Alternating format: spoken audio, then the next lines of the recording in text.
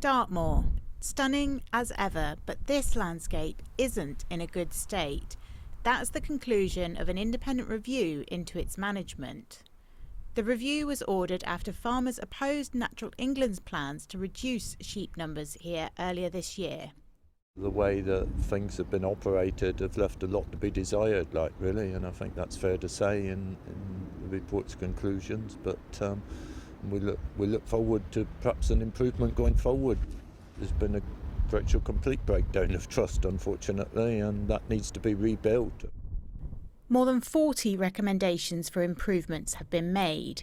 Natural England was told it needs to completely change its approach to engaging with farmers, a criticism the agency says it's taken on board. There's a big focus on Natural England wanting to reduce stock, but actually that just applies to certain places and certain areas of in the winter, where we are particularly worried about that young vegetation being nibbled away by sheep in the early winter. Actually, we want more grazing on some of those areas of Molinia, and it breaks it up. We want more cattle, more ponies on there. So it's really about the right animals in the right place at the right time. Other problems have been identified. They include the drying of peat bogs and a type of grass that's taking over the moors. Anyone who spends time up here will be familiar with this type of grass. It's called Molinia and it's outcompeting other types of vegetation, creating this tussocky, bleached landscape.